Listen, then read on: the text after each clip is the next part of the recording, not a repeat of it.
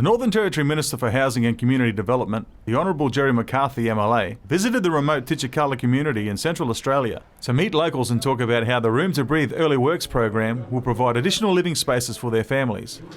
I just want to thank Minister Nismop coming over here. He's the Minister for Housing, and maybe he might take some questions up from us if we've got a concern about our worry. We want one more worry, well, it's the man here with the money. We're making the investment in remote housing to underpin improvements in community development that relate to better health outcomes, that support kids and students with a good night's sleep, able to attend school and focus on school the following day, to improve social justice outcomes.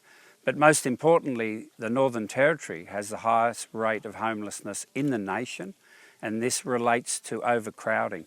So we've not only got programs around new builds, but we've also got innovation and customisation through Room to Breathe, and a very important policy that will be targeting better tenancy management and good cyclical repairs and maintenance. It's a housing for health theme, and it's a very important underpinning element of community development. When we took over government, there was some significant changes in terms of the machinery of government. We created a new department, the Department of Housing and Community Development, incorporating local government. And from that day, we started the new culture of government, and that is about local decision making, about consultation, and about making sure that we build local capacity. Just a question on you, how can things be done better in a community like Titjikala? Good question. Well, I guess to me, it's given the opportunity back to the local community construction team to do a job on the ground. Housing in the Northern Territory, both urban and the regional and remote, represent great opportunities to build economies. And that's the discussions we've had uptown with Chancey Paik, the local member, and with the community members of Titjikala about building businesses, about getting the work done from a local perspective, about 5-year agreements in sustainability around work to build businesses, to train apprentices and trainees. So it's a great plan, it's an important plan, and it really is now changing the game in terms of engagement, building local capacity, and delivering better results for those very limited taxpayer dollars. He needs to understand from community again, like because sometimes, like Saudia, Tanja, they just come and take photo of everything and go.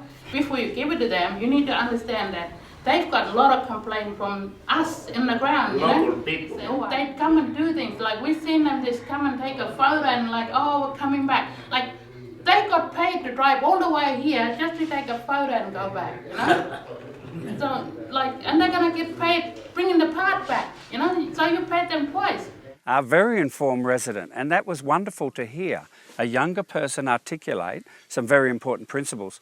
I was able to respond with the Northern Territory Government's buy local policy because it's something we recognised within the previous administration and we took to an election. It's not just about money, it's about people and it's about value for the Territory. The Chief Minister, Michael Gunner, has been very clear across the business community who have also accepted this as a real change, a necessary change. And in Titjikala, when you get a question like that, it makes me feel good as a minister that people are saying, we value people, we value community development, and these decisions need to reflect that. I was proud to say, yes, we've taken that message on board, and it is our policy to deliver it. This program is about a Territory investment of $1.1 billion over 10 years, the most significant investment in remote housing ever by a Northern Territory government. What we're also working through is the last year of a 10-year national partnership agreement in remote housing. So we've got an enormous amount of work to do in the last year of housing delivery under Napari, commenced with SIHIP. We hope, and we're getting strong signals from the official level, that the Commonwealth will be at the table before July 30, 2018, with their next 10-year commitment. and that will provide a significant investment into regional and remote housing across the Northern Territory over the next decade. Oh yes, they're happy already about that housing. Renovating and all that, they're very happy. Just make about 1, 2, 3, 4 rooms now they got. The policy is underpinned by local decision making, and that means good consultation with local people. Local housing reference groups, local authorities, women's groups and women's refuges are all part of our plan in terms of improving infrastructure. Those decisions are best made locally, and those outcomes will be the best that they can possibly be when they're done locally. And the work's already started. Excited, eh? Yeah, that's good. We learned a lot of lessons from SIHIP, and that was a Labor government that commenced that 10-year program. Napari reinforced that one of the major constraints is service land and the head services required. So I'm very proud to say, in terms of our government's work together, knowledge from local members and great lobbying from the Bush members, we have committed $44.5 million to head services work in the 2017-18 budget.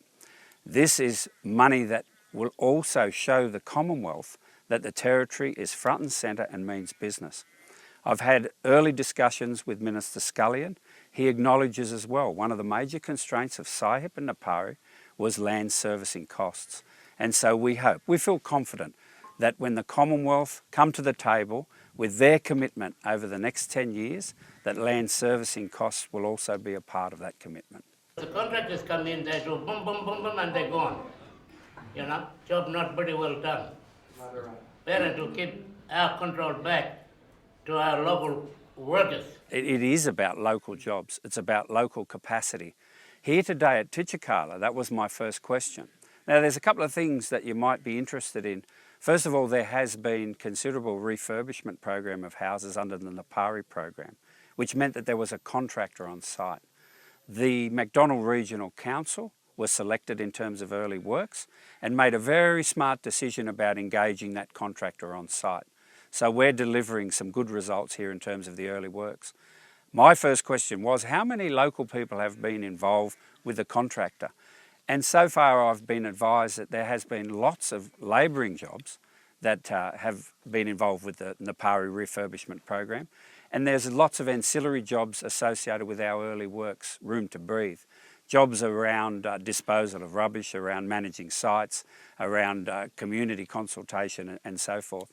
So it started, and my message in the hall today to the community at Titjikala was reinforced by community members. I said, we've got to create jobs. We've got to get the Indigenous community involved in every layer of the housing sector, the management of tenancies, the repairs and maintenance, the room to breathe customisation, and of course new builds. And there were young people in that room that reinforced that with, yes, Minister, we want jobs.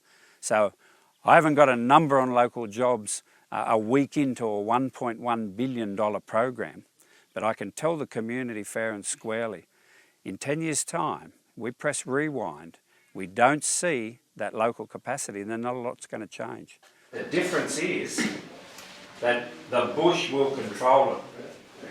The Bush will make the decisions. So you will say what you want in terms of mainstream industry. So it's real partnership now with real delivery. And a Labor government can step up with pride and say that we've invested $1.1 billion. We've invested the land servicing first costs in. We are welcoming the Commonwealth to the table.